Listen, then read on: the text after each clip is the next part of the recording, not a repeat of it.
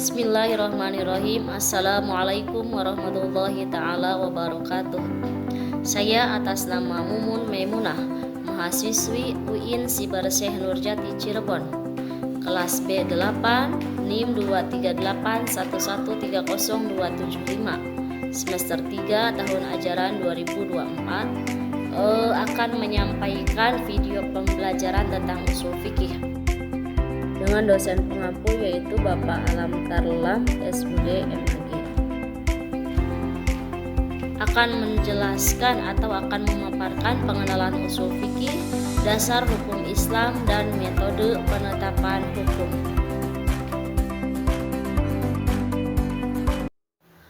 Baiklah, untuk yang pertama yaitu apa itu yang disebut dengan usul fikih? Pengertian usul fikih di sini yaitu ilmu yang mempelajari tentang sumber-sumber hukum Islam dan cara-cara untuk menetapkan hukum berdasarkan sumber tersebut, atau membahas kaidah-kaidah dasar dalam menetapkan hukum Islam. Jadi usul fikih itu terbagi menjadi dua ya. Ada secara bahasa dan secara istilah. Yang disebutkan di atas tadi yaitu secara istilah. Menurut bahasa, usul fikih itu berarti usul berarti dasar, fondasi atau prinsip.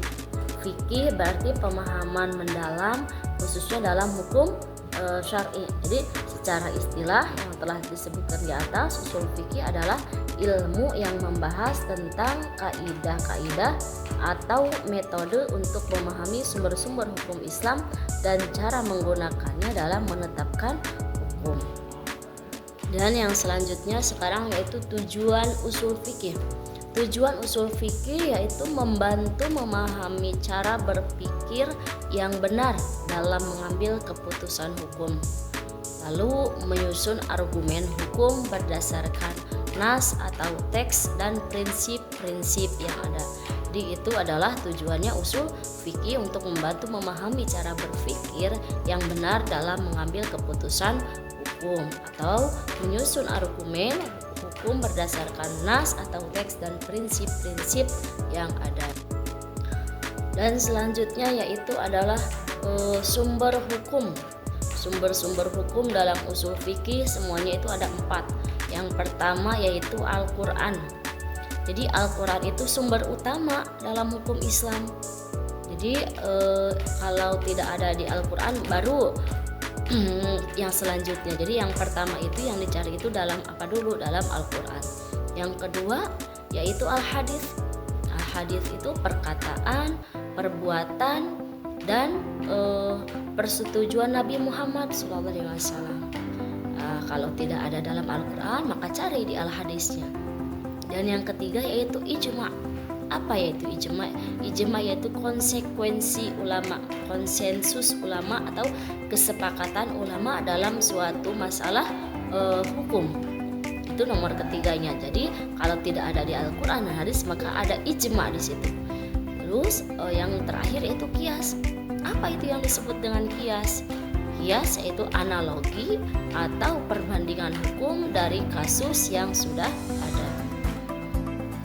Sekarang yaitu tentang prinsip-prinsip usul fikih. Jadi apa saja prinsip-prinsipnya dalam usul fikih itu? Satu, yang pertama yaitu nas atau teks dan dalil. Nas dan dalil. Dalil itu apa? Dalil adalah sumber yang digunakan untuk menetapkan hukum. Lalu yang kedua yaitu istihsan. Apa itu yang disebut dengan istihsan? Istihsan yaitu mengambil keputusan hukum dengan pertimbangan maslahat atau kepentingan umum. Nomor ketiga yaitu adalah maslahah mursalah. Maslahah mursalah yaitu menggunakan prinsip hukum untuk mencapai kebaikan yang tidak disebutkan dalam teks. Itu semua adalah prinsip-prinsip usul fikih. Yang pertama adalah nas dan dalil, nomor kedua istihsan, dan yang ketiga adalah maslahah mursalah. Lalu yang selanjutnya yaitu metode istidlal dalam usul fikih. metode itu, cara-cara pembuatan dalil dalam usul fikih itu seperti apa, bagaimana gitu. Jadi yang pertama metode-metode cara-caranya yaitu yang pertama adalah melalui kias ya, penggunaan analogi dalam menetapkan hukum. Jadi dikiaskan. Yang kedua yaitu ijma dan istihsan. Apa itu ijma dan istihsan? Ijma dan istihsan yaitu pendapat ulama atau metode yang digunakan untuk menyelesaikan masalah hukum yang tidak ada ketentuan langsung. Dan yang ketiga yaitu adalah secara ijtihad ya. Ijtihad itu upaya seorang ahli hukum dalam menentukan hukum dari sumber-sumber yang ada. Jadi metode istidlal dalam usul fikih semuanya itu ada 3. 1 qiyas, 2 ijma dan istihsan, 3 ijtihad. Lalu sekarang yaitu klasifikasi hukum Islam.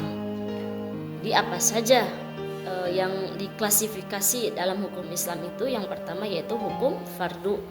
Hukum fardu atau wajib, ma yuthabu ala fi'lihi wa yu'aqabu ala tarkihi. Jadi kewajiban yang harus dilaksanakan. Jadi kalau dilaksanakan mendapat pahala, kalau ditinggalkan maka akan disiksa. Nomor kedua yaitu hukumnya sunat. Hukum sunat itu ma yuthabu ala fi'lihi wa la yu'aqabu ala tarkihi.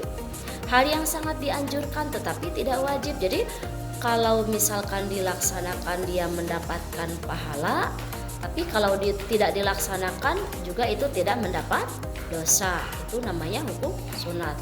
Nomor ketiga yaitu hukum mubah. Malayuthabu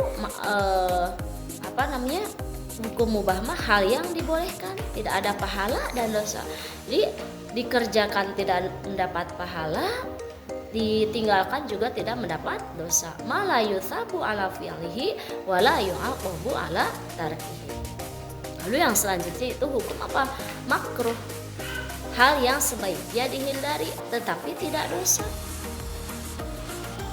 Ma layuthabu ala fi'lihi tetapi tidak dosa, wala yu'aqabu. Jadi itu mubah ya, yang tidak diberi pahala ya. Di hukum makruh mah hal yang sebaiknya dihindari. Jadi kalau dihindari itu mendapat pahala, tapi kalau tidak dilaksanakan juga itu tidak mendapat dosa. Dan yang terakhir yaitu hukumnya apa? Haram. Haram mah kebalikan dari wajib ya. Jadi kalau dilaksanakan mendapat siksaan, kalau dilaksanakan mendapat siksaan, kalau ditinggalkan mendapat pahala. Mayuthabu ala tarkihi wa yu'aqabu ala fi'lihi. Hal yang dilarang dan mendapat dosa jika dilaksanakan. Di klasifikasi hukum Islam itu semuanya ada 5. Ada hukum fardu, hukum sunat, hukum mubah, hukum makruh, dan hukum haram. Untuk yang selanjutnya, yang terakhir yaitu kesimpulan. Usul fikih adalah kunci dalam memahami hukum Islam. Pentingnya penggunaan sumber-sumber yang valid dan metode yang tepat dalam menetapkan hukum, bergantung pada prinsip-prinsip dasar yang sudah ada untuk menyelesaikan masalah hukum baru. Jadi baiklah, kami cukupkan. Mudah-mudahan ini menjadi manfaat dan menjadi amal jariah. Kita bertemu di pembelajaran selanjutnya. Assalamualaikum warahmatullahi wabarakatuh.